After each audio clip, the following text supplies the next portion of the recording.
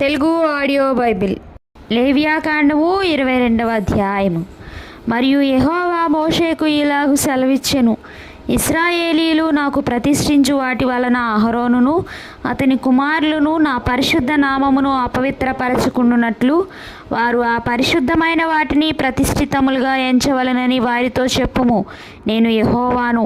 నీవు వారితో ఇట్లనుము, మీ తరతరములకు మీ సమస్త సంతానములలో ఒకడు అపవిత్రత గలవాడై ఇశ్రాయేలీలు యెహోవాకు ప్రతిష్ఠించు వాటిని సమీపించిన ఎడల అట్టివాడు నా సన్నిధిని ఉండకుండా కొట్టివేయబడును.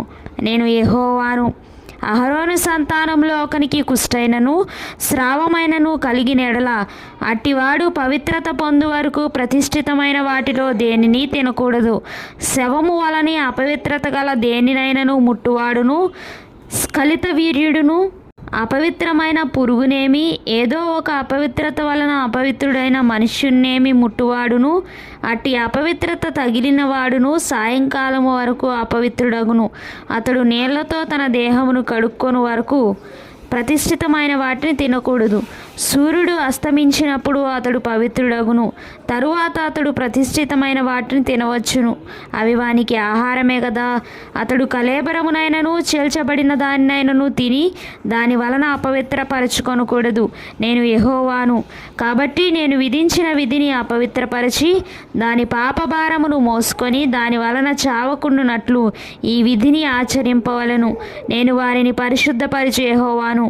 అన్యుడు ప్రతిష్ఠితమైన దానిని తినకూడదు. యాజకుని ఎంట నివసించు అన్యుడే గాని జీతగాడే గాని ప్రతిష్ఠితమైన దానిని తినకూడదు. అయితే యాజకుడు క్రయధనమిచ్చి కొనినవాడును అతని ఇంట పుట్టినవాడును అతడు తిను ఆహారమును తినవచ్చును. యాజకుని కుమార్తె అన్యునికి ఇయ్యబడిన ఎడల ఆమె ప్రతిష్ఠితమైన వాటిలో ప్రతిష్ఠార్పణము తినకూడదు. యాజకుని కుమార్తెల్లో విధవరాలే కానీ విడనాడబడినదే కానీ సంతానము లేని ఎడల ఆమె తన బాల్యమందు వలె తన తండ్రి ఇంటికి తిరిగి చేరి తన తండ్రి ఆహారమును తినవచ్చును గాని అన్యుడెవడును దాన్ని తినకూడదు. ఒకడు పొరబాటున ప్రతిష్ఠితమైన దానిని తినిన ఎడల వాడు ఆ ప్రతిష్ఠితమైన దానిలో 5వ వంతు కలిపి దానితో యాజకునికి ఇయ్యవలెను. ఇశ్రాయేలీలు ప్రతిష్ఠితమైన వాటిని తినుట వలన అపరాధమును భరింపకుండునట్లు తాము యెహోవాకు ప్రతిష్ఠించు పరిశుద్ధ ద్రవ్యములను అపవిత్రపరచకూడదు. నేను వాటిని పరిశుద్ధపరిచి యెహోవానని చెప్పుము.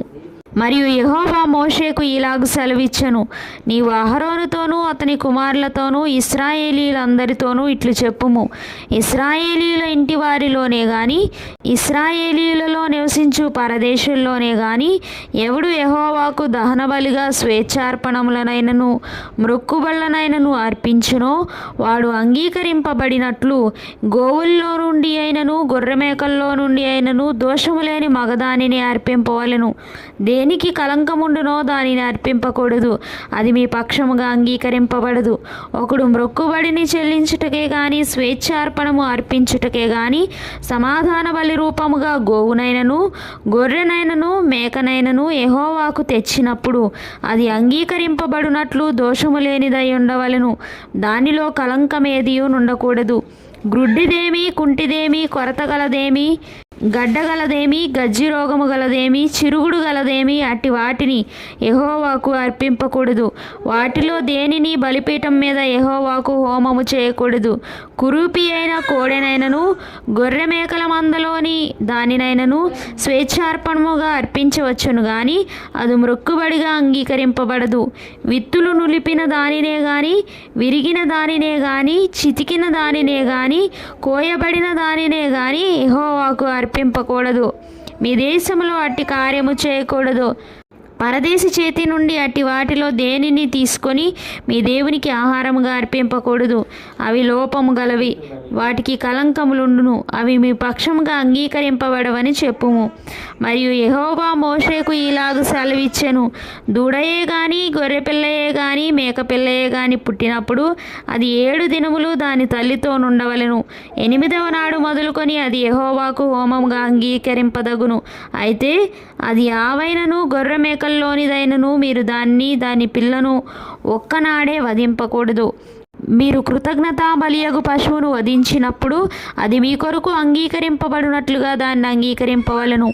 ఆనాడే దాన్ని తినివేయవలను. మరునాటి వరకు దానిలో కొంచెమైనను మిగిలింపకూడదు. నేను యెహోవాను. మీరు నా ఆజ్ఞలను అనుసరించి వాటి ప్రకారం నడుచుకొనవలను. నేను యెహోవాను. నా పరిశుద్ధ నామమును అపవిత్రపరచకూడదు. నేను ఇశ్రాయేలులో నన్ను పరిశుద్ధునిగా చేసుకొందును. నేను మిమ్మల్ని పరిశుద్ధపరచు యెహోవాను. నేను మీకు దేవుడనై ఉండునట్లు ఐగుప్తు దేశంలో నుండి మిమ్మల్ని రప్పించిన యెహోవానని చెప్పుము.